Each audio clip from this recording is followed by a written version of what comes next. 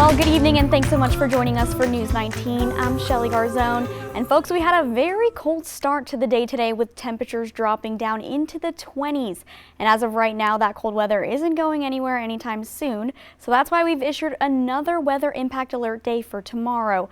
I'm joined now by Chief Meteorologist Efren Afonte. Efren, what should people expect going into tomorrow and the rest of the week? Well, for tomorrow, we're going to have another really cold, in fact, the coldest we've had since January. And that weather impact alert covers all of our Midland communities. Only difference is that it's going to be a little bit longer. In fact, it'll be starting soon. And we're looking at a 12-hour stretch starting about 9 o'clock tonight, where the temperatures are going to be dropping from the low 30s right at the freezing mark down into the low 20s again. No doubt if you're going out later on tonight or anytime really tomorrow for the first half of the day, you're definitely going to need the winter clothes when you head outside. These were the morning temperatures. We had a lot of temperatures that were in the upper 20s, but everybody was either right at or below freezing for a good number of hours this morning. Do have pretty skies right now. We had sunset about 45 minutes ago. It's a very beautiful night in our Midland communities, but over in downtown Columbia, the winds are calm. It's 39 degrees, relative humidity 55%, so the air is still considerably dry.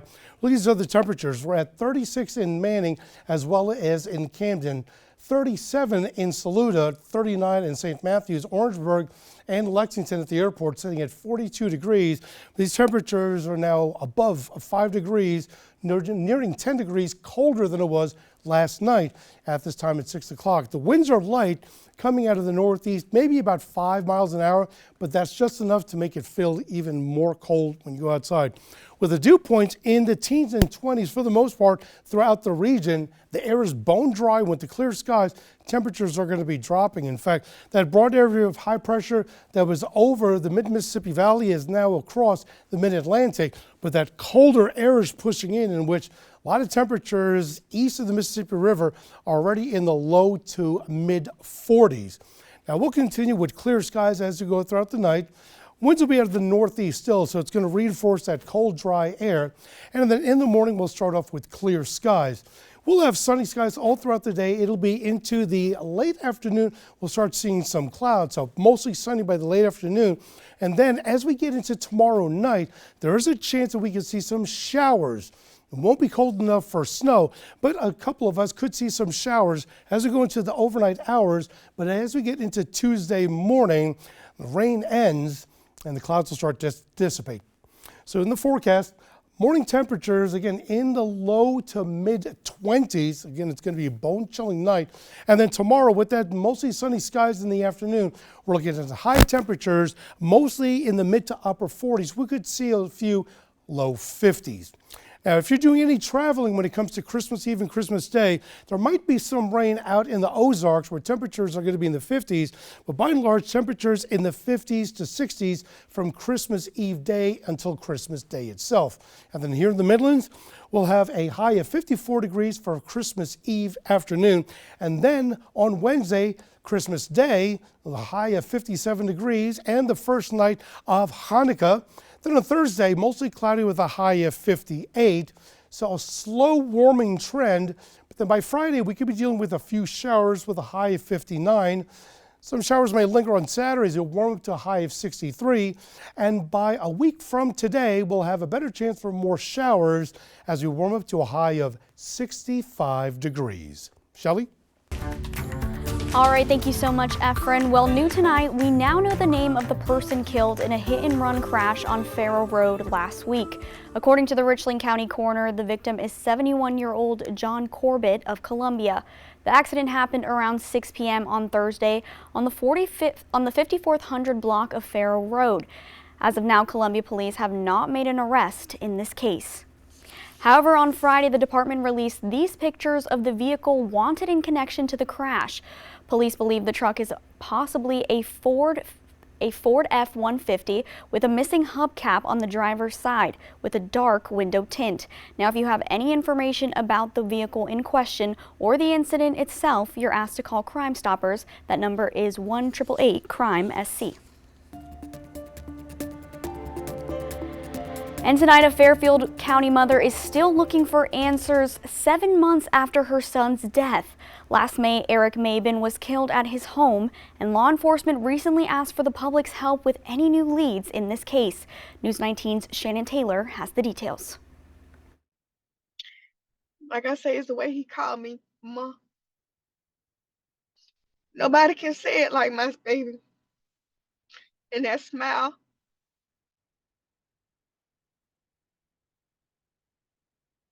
One of a kind.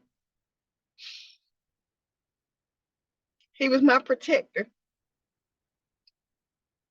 He loved his mom. It's been 7 months since 23-year-old Eric Mabin was shot and killed at his home in Fairfield County on May 23rd. Around 11:30 that night, someone approached his home on Comet Drive and fired multiple shots into the home. This home's security camera footage posted on the Fairfield County Sheriff's Office social media shows the potential suspect entering the home. Now, investigators are seeking to bring closure to the victim's family and seek justice for this tragic crime. I say my camera kept going off, and I was like, no, I'm on my way out there, because my camera kept going off and it was alerting me on my phone. So I got in my car and I went out there, but they had it taped off. The cops had it taped off. His mother, Watika Bryce, tells News 19 she was at her daughter's house at the time of the accident, and when she got home, deputies told her what had happened. And that's what Officer Ernest said, Watika, Eric. And I'm like, no, not my son. And he said, yes. And, I began crying. And after that, I don't even remember. I guess I blanked out. I don't remember after that. Since the incident, Bryce says her and her family are working nonstop with investigators for a lead with no answers in sight yet. Eric had a young son, and as the holidays approach, she's thinking of her grandchild and reflecting on the memories of her son. I miss all that. And when I look at his son, my grandson, I see my son all over again. That's why I tried to stay strong for him, because I know that's what my son would want.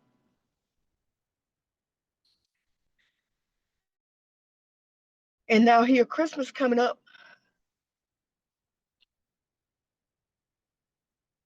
Still no son, still not here. News 19 reached out to Fairfield Sheriff for more information. We have not heard anything back at this time. Shannon Taylor, News 19, WLTX. Eric's family is offering a $5,000 reward for any information that can lead to the arrest and conviction of the person responsible for the killing. If you know anything about this crime, you're urged to please contact the Fairfield County Sheriff's Office or Crime Stoppers. Again, that number is 1-888-CRIME-SC. Also tonight, we have an update in the search for a missing man in Orangeburg. According to the Orangeburg Sheriff's Office, 54-year-old Manuel Dunning has been located. Dunning went missing on Friday afternoon, and officials tell us he is now safe. And folks, with the holidays just around the corner tonight, last-minute shopping is underway in stores nationwide as that clock ticks down to Christmas. Malls and online retailers are buzzing with activity as millions scramble to check off those final items off their list. This year, the National Retail Federation predicts holiday spending is on track to break records compared to years prior. News 19 asked last-minute shoppers if their experience was living up to the typical last-minute chaos.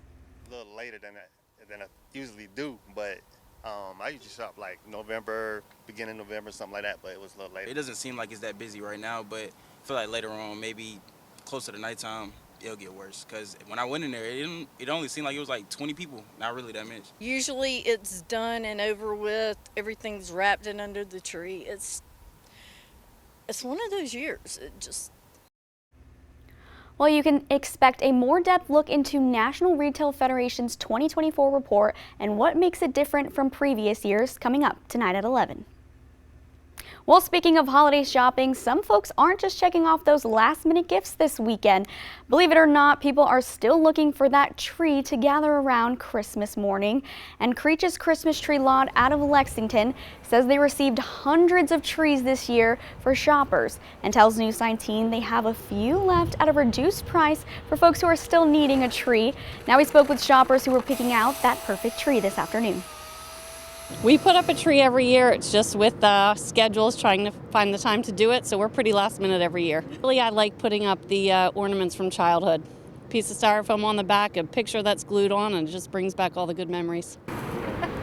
Well, folks, if you're still needing a tree, Creech's will be open until tomorrow. They have locations in Columbia, Lexington, and over in Casey.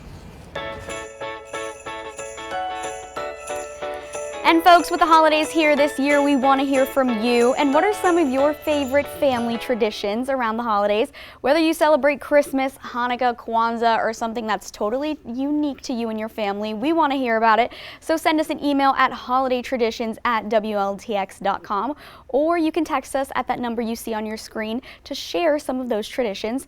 Be sure to include photos or videos, and who knows, you may see some of your favorite memories on air this week. Also, after years away, WLTX's Song of the Seasons has returned. We're giving locals here in the Midlands a chance to spread some of that Christmas cheer and show off their extraordinary musical talents. From bluegrass picking to handbell ringing to even ballet dancing, folks, we have it all. The joy of the holidays is being expressed in many forms, and you can stream the entire 30-minute special now on WLTX Plus. The show will also air at 7 p.m. on WLTX on Christmas Day. That's always a good time when you hear that, the songs of the season. Well, it's definitely going to feel like the season.